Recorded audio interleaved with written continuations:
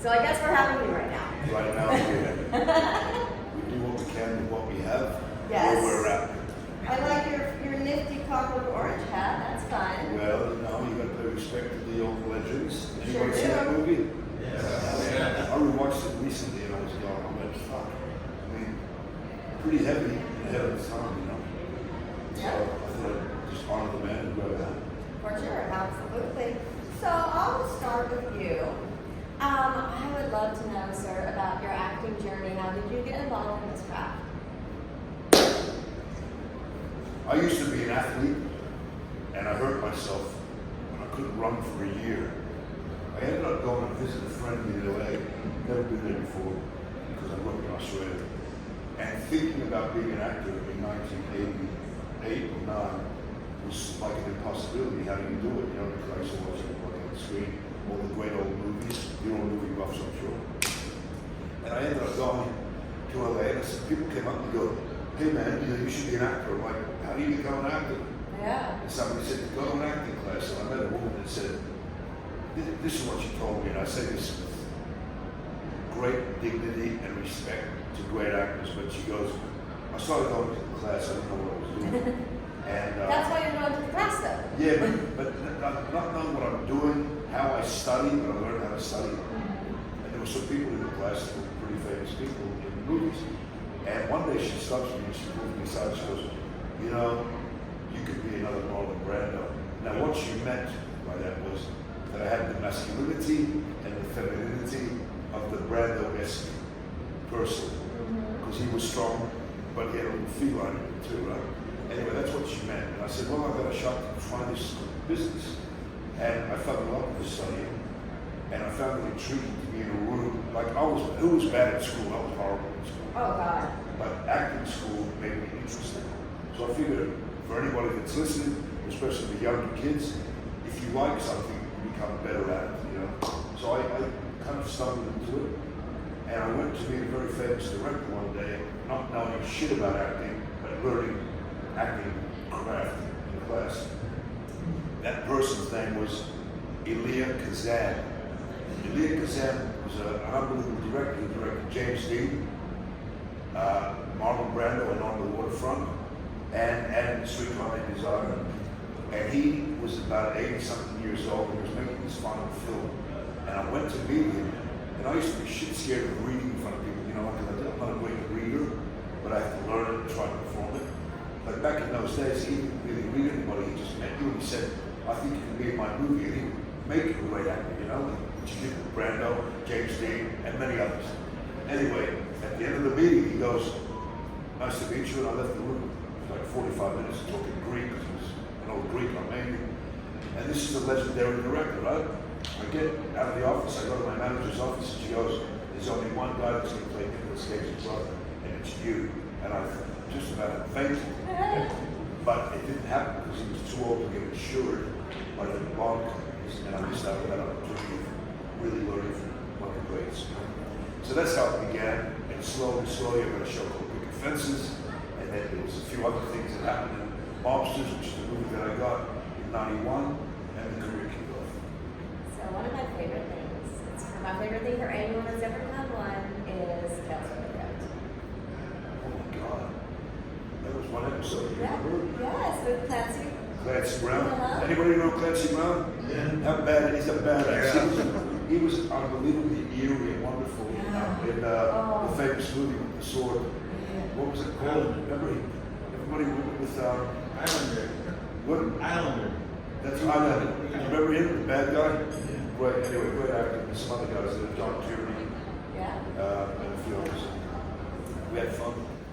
I felt silly because we were playing zombies. I wasn't into zombie movies or anything, but I was with people that had been around. And, you know, everybody wanted to do a Roger Corman movie or Tales of the Crypt. So I guess I joined the club. You did. It was so good. And it was so good. In fact, when I see you in Indy, because who's going to Indianapolis? Anyone? I know it's like a quick turnaround going here. Well, when I see you in Indy, I'm bringing my Tales from the Crypt poster. Yeah. He's like, finally, a Tales from the Crypt. And I told your manager, I said, get some Tales from the Crypt on this table, yo. Now I know I made it, you know? You know, you also did a stint on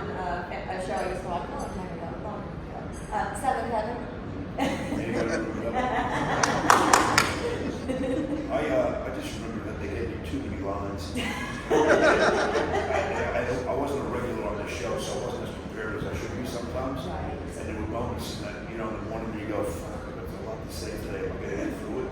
So I remember having hives during that show experience. That show was big. It was. And then another movie that I love of yours is Virtuosity. Virtuosity? Yes. Great one. Who's seen that? Anyone? Mandylor. Yes, so good. Tell me about your experiences on that epic Well, film. that was fun. I wasn't there for very long, but I got to know Denzel, who's a total one of the great actors in my head. And I got to meet Russell. And the movie was kind of ahead of its time. Yeah, for sure. All right, moving on to the reason we are all here, of course, Saw.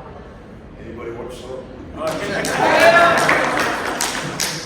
What an epic franchise, and you had such a major part in most of them, honestly. How did that come into your life? What was your audition like for that? Can I tell you guys how it happened? Yes. Please. I got called into an office by the producers, and I had to meet a guy called Darren Bowser. Anybody know his name? Yeah. He was important to the franchise at the beginning. So I get there, and he's staring at me like they do. Sometimes there's people stare at you, like, what the fuck do I have to do now? It's like, he's staring at me, you know? So I've learned to just be authentic and be honest and stuff. But I'll never forget, he goes, so, have you seen the first two? And I'm like, no, I haven't. I wanted to be honest. Anyway, we talk a little bit more, and he leaves. And the producer looks at me, he's trying to set me up to be number 3. And he goes, why the fuck did you tell me you didn't see the movies? I said, because I didn't want to lie. He goes, you live in Hollywood, we all lie. I'm like, okay, all right. But I didn't cope with my past tonight, you know? It's like, yeah, I saw your movie, man, you were great. What was your favorite part? You don't know what to say. Anyway, I ended up getting invited in there to be introduced to Saw 3. If anybody remembers that, it was a short thing. And I behaved myself and they brought me back for 4. And do you remember 4? Yeah. What do I do at the end of the movie? I take off the gag and get up, and Donnie Wahlberg gets it with the ice, and a new character was born to take the part. Do you suppose that was planned, or were they making it up on the fly? Well, I think that when 4 was written, they knew they were going to do it back. But not for 3, maybe? 3 was just nobody knew. But they, you know, they do have their little plans, and I just try not to think ahead because you don't want to get cocky and get disappointed. But then 4 came, and then 5. Do you remember 5? Yeah. Isn't that the pendulum trap when my sister gets Yeah. in? Oh, man. And then so on. You know what? I'm not supposed to say this, so I'm not going to say it. But last year we saw X. Anybody see Saw X? Yes. Not yet. And apparently, very happy with it. Were you happy with it? Absolutely. Yeah. They got their best reviews ever. So I guess Saw is alive. And I wonder who's going to be in it next year. I wonder. Oh. I You can only know, wonder. I just had a memory just now. I think they did plan on having you around for a while, so you must have done something right in that first audition because my ex and I, we didn't watch past 2 for quite a while, and then we had 4, we binged them, right? The next 4, right? We just watched them. He saw right away that you were going to be somebody because he's like, right when you're first thing, he's like, he's doing something, you're setting him up for something, how you looked at the ring or something, whatever you did in that scene, he was like, oh, yeah, he's coming back. So he knew. I didn't. I was along for the ride. I didn't want to know, but he knew. So I think they knew. And I A lot of the Saw fans, they're very, they pay attention to detail. They, I find the questions super clever. I remember when I was doing some panels, real big ones, and sometimes the Saw fans, like some of you, they would ask some fucking deep questions. And I went to the panel, it was with Tobin Bell, and any time I went, how am I going to answer that? This person's way too smart. I go, Tobin? Tobin's super clever, so. Yes, I'm the master. How much do we love Tobin Bell? Oh, God. I'll share a story about it. Okay? Well, do you guys remember the scene where I wake up after my sister's death, when I take revenge upon the guy, and I wake up with a shotgun at my neck and I'm sitting on a chair tied up, and he gives me a good scolding? Well, the night phone call at 11 o'clock at night. And I go, hello? Hey, Costas, it's Toby. Jigsaw's on the other line. It's almighty hell, right? And he goes, I really want to talk about the scene tomorrow. I go, come to my room. I'm like, okay, click. Fuck, I'm gonna go to your room. And what I want to tell you about it is that he talked to me at length. And the reason the franchise is very successful is because he cares so much. And that's why that scene is pretty powerful in my opinion. Did you like that scene anyway? Yeah. And it's because of Tobin's hard work ethic. Okay, let's turn it out to the audience. I know you got questions right there first. Did you do anything special to get into character for Saw, and do you have a favorite film in the franchise?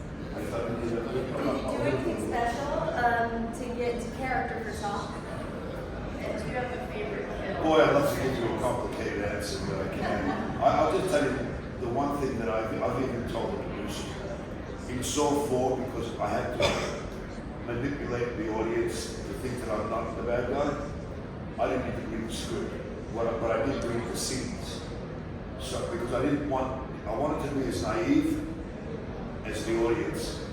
And that was one trick that actually worked for me. Because there's an old joke with actors where they get a job and they read the script and they go, my part, bullshit, my part. And on that occasion, that wasn't what I did. And I wanted to just be normal until the shit goes down so the audience doesn't think that I fucked with it. Other than that, I try to be present. I crack a lot of jokes on the set because it's a pretty dark set. And I try to make people laugh. And one thing I'm very proud about is when Tobin Bell was on the table getting his cancer cut out of his head, I had him laughing in between scenes. Because he doesn't laugh very often, but when you see him smile and stuff, it felt like a big challenge and I won. Oh. And what was your favorite kill? My favorite kill? I must say I found the coffin, the glass coffin, when I go on the ground, quite elegant. And is everybody surprised because he's saying, I know who you are, I know who you are. And meanwhile, I'm going down, and I smile at him.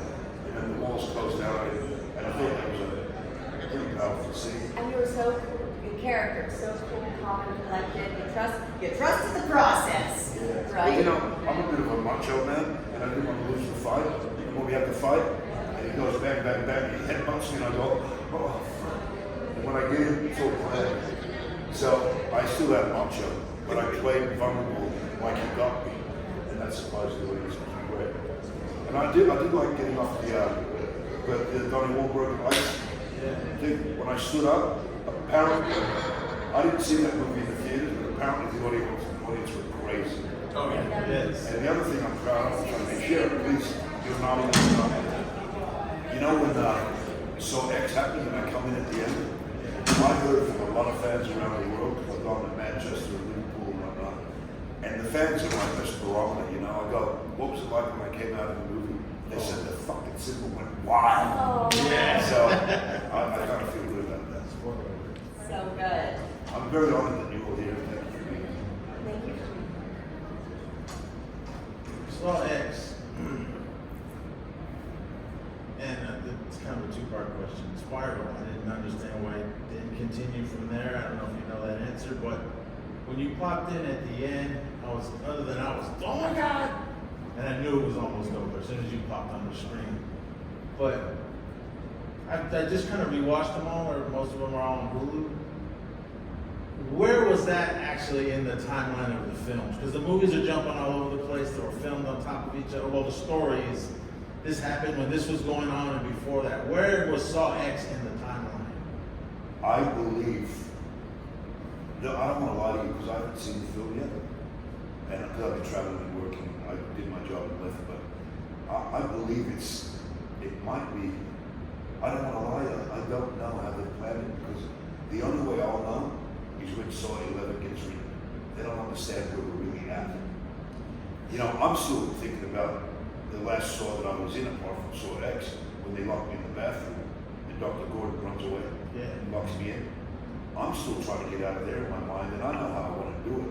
And I'm going to express it to the big guys because it's such a great scene in that if I can escape without cutting my leg off, without doing Smashing it. shit, you know. But I can't reveal it because I'll get fired. Last year I was on the internet with some people, and I got a phone call from the heads of the studio going, "Stay off the internet." I'm like, "What have I done?" They go, "Just stay off the internet," because they don't want anything to be given away. And I think that protects the audience as well. Don't be surprised. My question is, okay, starts off like this. I'm a kid, I'm watching some next. It's not going there. I've Tell me seen more, this fever dream of a film. This ends up being Fist of the North Star. Could you tell me a little bit of your experience and how you got that role, and just overall any funny stories in regards to that? Dude, I was in Greece on holiday, and I get a phone call.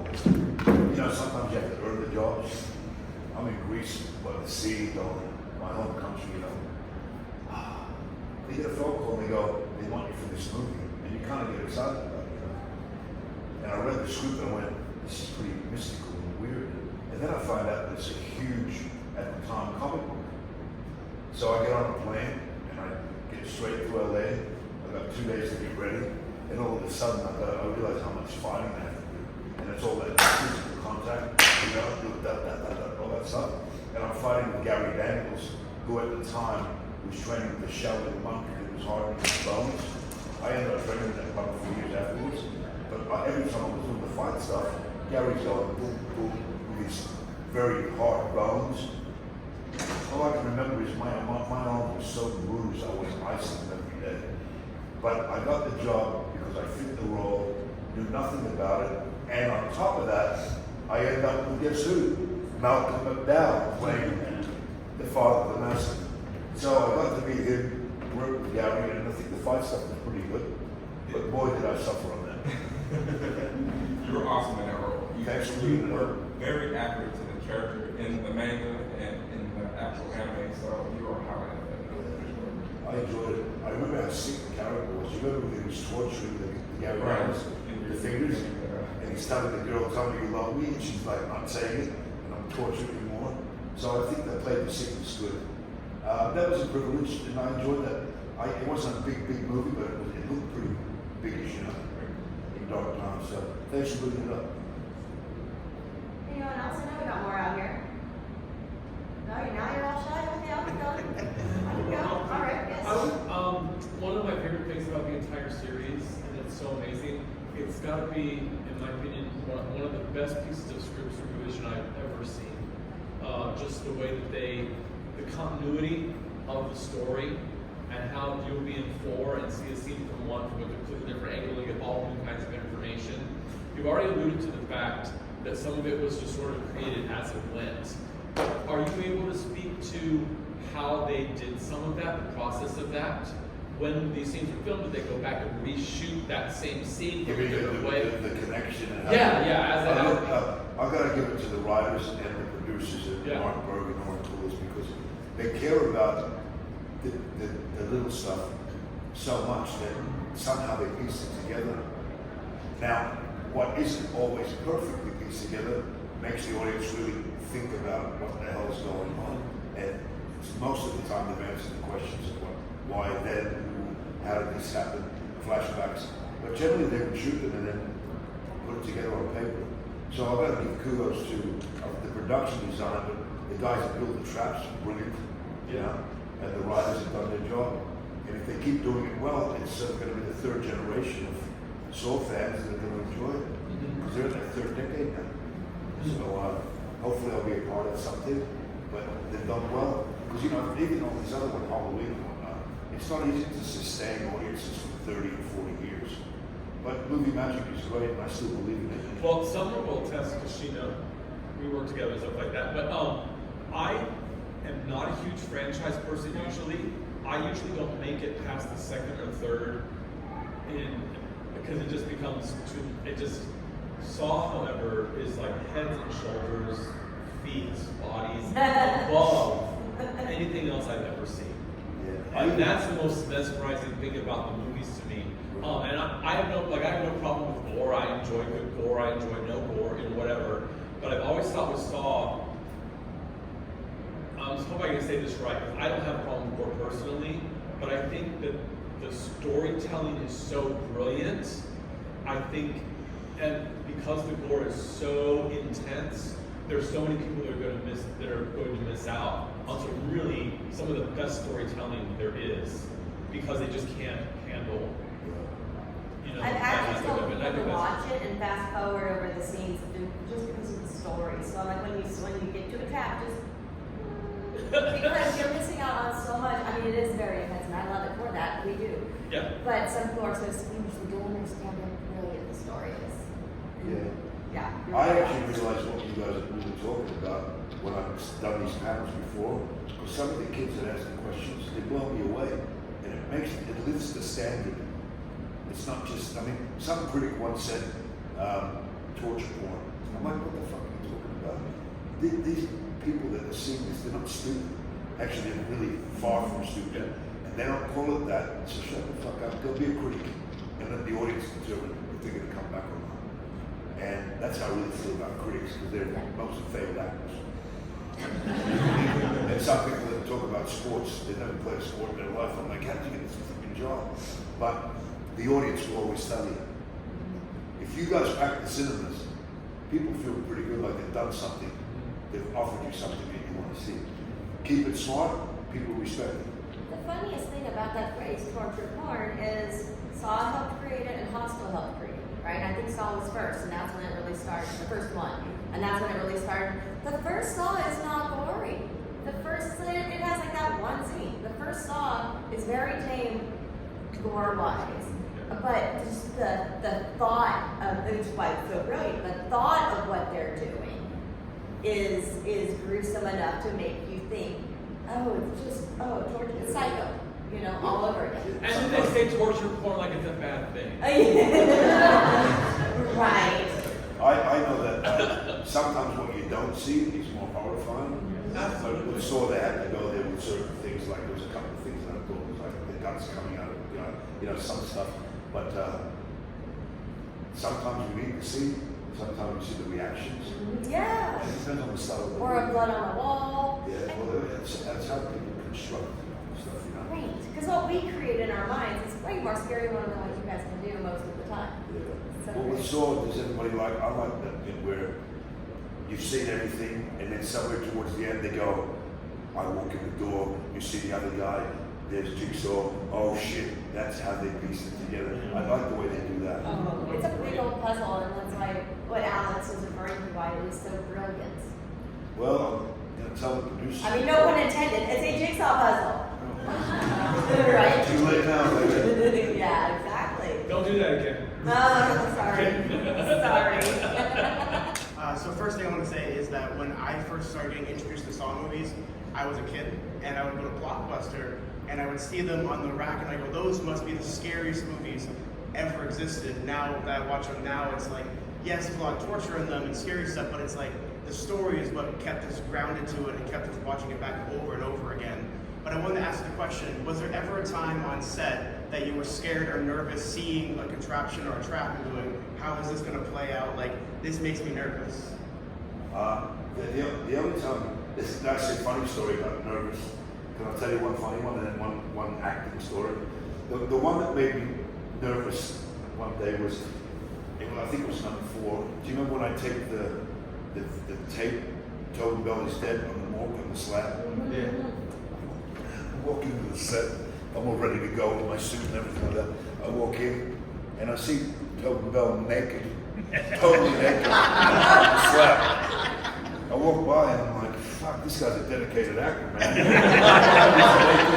Midnight on the slab, and his junk is hanging out, and his pubic hair and everything. And I'm like, oh, fuck, oh. It's crazy. Well, little did I know that it was actually a dummy. But I walked by and I went, somebody throw a freaking towel over there. Anyway, it was a dummy. The other one, the one that made me nervous, I think actors get nervous because they want to make sure they don't look stupid. And the scene that I really got nervous doing was the scene where they're listening to my voice and it's becoming clearer and clearer. And it's like, they're going to catch me, right? But I remember I had to stab somebody and I had to do that, and I had to and there's people in the room, And I'm like, how am I going to do this? Nobody's helping me. So I had to put the coffee down somewhere. So I worked it out myself, and that day was hell for me because I wanted to make sure that it was legitimately plausible. And that's why I had the coffee. I said, get me a cup of coffee to blind it, you know? Otherwise I can't get to her and then to him. So that kind of stuff makes me nervous. Was the coffee your idea? Huh? Was the coffee your idea? Yeah. Oh, you came up with that? Said I wanted to. That was coffee? me. Oh, that's awesome. To save my own ass. Otherwise I'm going, like he's going to wait for me, you know? And then get to her. It's like, how do I do it? I'm going to blind him. He's like, oh, I've got to get to her and come back to him. And somehow it looked good because we don't have to cut and do all the cheating. Because when I see movies, if I see shit that looks fake, I'm like, you know, it's got to be done well. I mean, don't you guys like the good stuff? Yeah. And then you don't feel like, okay, that's fine, they're fucking with me, but I'll accept it. And therefore, it becomes more legitimate, that's all. Do you remember that scene? Yeah. Did I do all right? Yes. I'll take it. I'll take the call. In the film, you're American. How do you, with the accent that you have, is it something you had to train for, or you just did it? You know, I was so scared at the beginning of my career that I became an American. And I would practice my R's and had voice coaches and all kinds of stuff. Yeah. But I also had a love for gangster movies, so I could do the New York accent pretty good. But I grew up playing soccer with people from all over the world. And this is the funny thing. Some people spend thousands of dollars going to voice coaches, but I realized I can't keep spending money on voice coaches because sometimes they'll say, okay, you're going to be a Croatian, an Eastern Bloc gangster, right? And I'm thinking to myself, fuck, I don't have time to find a coach and spend hundreds of dollars. So I go to all the soccer players, all the waiters in LA from all different countries that I knew. I'd sit them in a car for 2 hours. I'd go, say it like you say it in the country. And then I knew that nobody could fault me because he's from Croatia. I'm sitting with a Russian. I can't be fake because the Russian just did it. I'm doing it exactly like him. So all my buddies became my coaches. So, but I have a love for authenticity, and I'm proud of myself because every time I've done an accent, it's been perfect. And I'm not saying that, the proof's on the screen. And I love doing that stuff because it's a challenge too, you know. But being an American at the beginning was like, how are you? You know, it's, it does take a little bit of ingenuity from people that know what they're doing. But you know what? If you got friends that have been around the world, just sit in the car for 2 hours and practice with it. Because I've seen you in other films, but I didn't actually, I just watched all the Saw movies that you were in, and you had an American accent. So when you first started talking on stage, I was like, geez, he has an accent. Well, it depends on how tired I am, how many beers I have. And I can turn English on you after 2 beers. All right, carry on. All right. I love playing with voices, and it's actually enhanced my career because I think you have to prove it to people. Because a lot of people, if they don't know you can do it, they don't think about it. And now what I've been doing a lot of Russian stuff, speaking other languages. It's a great challenge. I was wondering if you have a favorite trap throughout the franchise. Any trap at all? Any of them. A favorite trap? Favorite trap.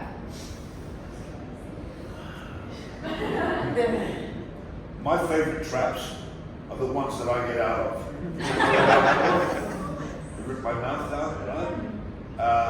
The one in the coffin, I got out of that because it was planned.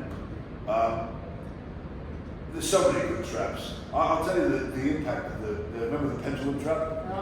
Oh. That was the first time I saw the movie live with like 3,000 people in Vegas in the theater. Right? The scene comes on, and the people are there, you know. The scene ends and it goes to black, and the bop bop and the music comes up, and the cinema went fucking crazy. I felt like Elvis Presley. And I'll never forget the impact of that track.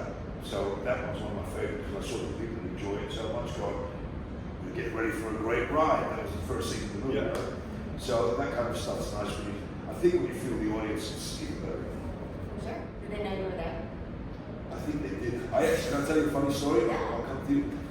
My mother was at this premiere, right? She's sitting next to me. Now I am the new bad guy. Yeah. And then the movie begins, and my mother's grabbing my arm, and people are looking at me, and I'm like, get off me. And mommy grabbing my hand, and I told her to get up. She said, get up and go over there and sit with your friend. Get out of here. She went, she said somewhere else. So going back to the coffin trap, like, how were you claustrophobic? Like, I watching you, I was like, oh my god, I'm getting claustrophobic. It was horrible, but I tried to stay calm because that glass stuff was rubber. The lights was boiling hot, so it was hot and there was no air. So every time I go down, I'd go like this, like hardly breathe. And they would come and get me pretty quick, but it was horrible. I know the guy, remember that water trap around the head of what's his name? Yeah. What was his character's name? Strong. He had a hell of a time that day because he was drowning, you know. You had to hold your breath forever and then drain it. So some of the traps were pretty heavy. How long were you in the coffin? I think the tops would be a minute and a half, 2 minutes. Well, two, I think to get down. Maybe 3 minutes, but you should have seen me. I was like trying not to breathe. Because once you start hyperventilating, you're in trouble. Yeah. You mentioned soccer earlier, and I was going to ask you a soccer question. Okay, I'm going to give you a hypothetical. Greece and Australia reached the World Cup finals. Where will your allegiance lie in that match? I'll tell you the truth. I'm Greek. I go by the blood, not the passport. I was born in Australia. A lot of my friends have represented Australia in national. Now years have gone by and a lot of my friends have retired that I played with. When I go to Greece, I'll just tell you the truth. I land in Greece and sometimes I kiss the ground. There's something about ancient Greece in my bloodline. So I will go with Greece. Sorry to all my Australian friends. Makes sense though. There might be some fighting shit going down in Australia. Oh. Okay, I'll give you a month. I'll give you a month. I'll just take some trash with me. Okay. What are you going to do then? Yeah. So if you were to create a trap in your brain, what would it be? Not even feasible. Like nothing that's in you're talking about, nothing that's like they're doing. If it was somebody that I had disdain for, I did a scene for a TV show once that I didn't end up doing, but the scene was at the end of the scene, and I'm playing super evil, right? And my sister's about to shoot me, and I told her not to take the gun away from her. And I tell people to get chains, and in the scene, I chain my sister to a couple of trucks, and then drive off, and put it. That's pretty cool. I don't have a sister, so I feel something where somebody does something so bad. I mean, I did enjoy what's Jill, remember when I smashed her face? Yeah. I did enjoy that. That was a good fight too. Well, she hurt me, and I had to hurt her back. Yes. Is that the one? Was Uh-huh. everybody surprised at that? Because I thought that was pretty clever. I was so There was surprised. nothing else for me to do, but that little bars. Was that heavy that you had on? The real one's heavy, yeah. It's super uncomfortable. Just having it on your head, you know, and trying to move, it's like ridiculous. And then they have a fake one, which is a little easier to handle. The one, if you had to, like, could you just pull it off yourself, or did someone have to come and take it off? Yeah, they strap it, they strap it. Yeah, they have one they have to get it because that's secured, then unsecured. But let's put it this way. All I can tell you is I'm still alive, and hopefully I'm coming back. And I hope that makes some people happy. Because I've met some people and they've said, we love you, but we hate you in the movies. So I guess it must be doing something. Yeah, sounds good. All right. Anyone else? Scanning. Yes. I'll ask this question. Does Hoffman, when you're playing Hoffman, does he consider himself the villain? Because you're kind of sucked into the jigsaw thing in the beginning after you're avenging your sister. You do a bunch of horrible things, but then you're also getting screwed with by some of the other accomplices. Obviously, you kill the FBI agents because they're onto you. Does Hoffman know how dark he is, or does he still feel like somewhere he's doing the right thing? Well, only great actors that have played villains like Anthony Hopkins, you know, Doctor, and many, many others, clever actors, they say, my character doesn't think he's doing anything wrong. Right. He's on the righteous zone. Now, I was in the righteous zone with my sister, but when he taught me that my anger is not discipline, which is in the Bible as well. If you're blind with anger, you're going to make a mistake. So, learning to do it without the anger is probably the trick. But I don't think bad guys think they're doing shit wrong, you know? And I think that allows their conscience to handle it until they meet their maker, or Satan, or somebody that looks at me in the eye and goes, "You bad boy." So that's I think that's the trick of acting. And you're doing something normal which makes you more crazy to the audience because you don't think there's anything wrong with it. Have you ever seen any of those shows where they're interviewing serial killers? When they're laid back and cool? Like, what's his name with the mustache that chopped his mother's head off? Kevin. I mean, he's talking to you like he's one of the most intelligent, laid back kids in the world.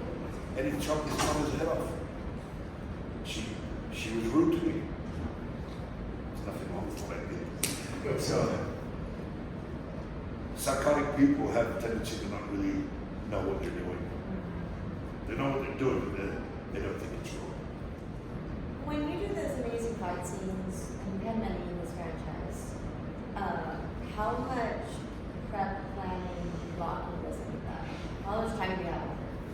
Sometimes not much, sometimes a little bit extra, but the old thing with blocking is knowing where you're going, what you're going to do, and nobody gets hurt, you know. And then you take your chances. You don't feel really studying where they're supposed to be and whatnot. I mean, I've seen some terrible accidents where you got to go left and the guy steps to the wrong side, boom, your nose is over here. In Fist of the North Star, there's a scene where I'm fighting at the end, the big fight scene, and Gary Daniels is doing all these spinning kicks, and he's a brilliant kicker, you know. So I had the distance all day long, about this far away, bang, bang, bang. And my stuntman was dying to do some work because I was doing it all. And I looked at him and he goes, okay. And he goes in there, second spinning back kick, his nose was over here. Because he wasn't practicing all day. So save it first. Yeah, for sure. Wow. What's the funnest scene that you shot on set? Ever? Ever. Or in On Saw? any of them. In Saw? Any of your movies on set. I think drama-wise, the one with Toby where he's got the gun and he's telling me about the philosophy of what we're doing. Otherwise, the coffin scene was a great thing because the fight was good and it looked like I lost it. There's a lot of memories. I think that we're privileged to have these jobs and we work with good people and the audience gets pleased. I call it movie magic. I think we all still believe in movie magic, right? So that's all I can say. Another major part of the franchise from the beginning is Amanda, and another great Shawnee Smith, of course.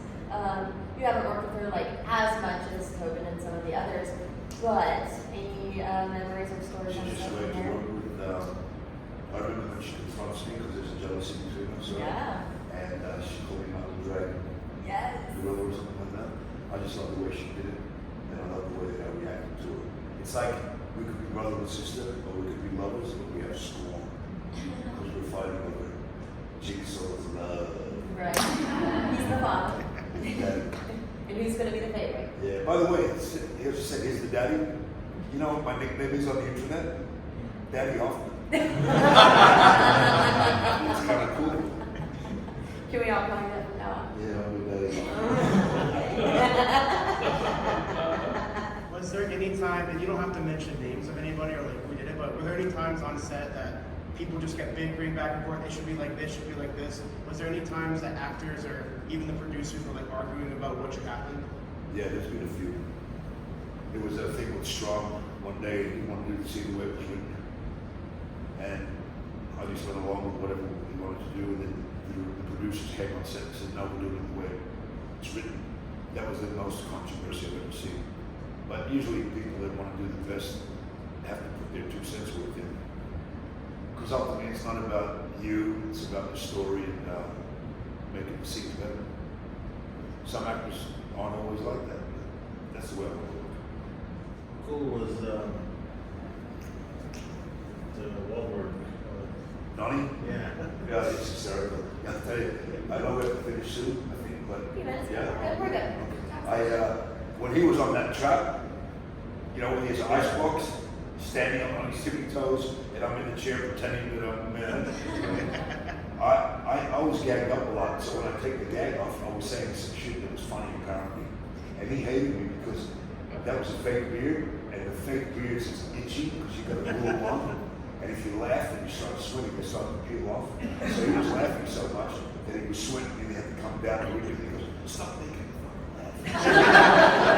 Because his beard kept peeling off and he didn't have to go let me like that on his face. And I just kept going. He hated it, but that was good torture. Yeah. You ever seen New Kids on the Block? You You ever go see him perform? Yeah. New Kids on the Block. Oh man, it's funny. He's a good dude. How's your experience with working on Mandylor? Like that looks like such a unique experience filming that type of film. Did anybody see that movie, Babe?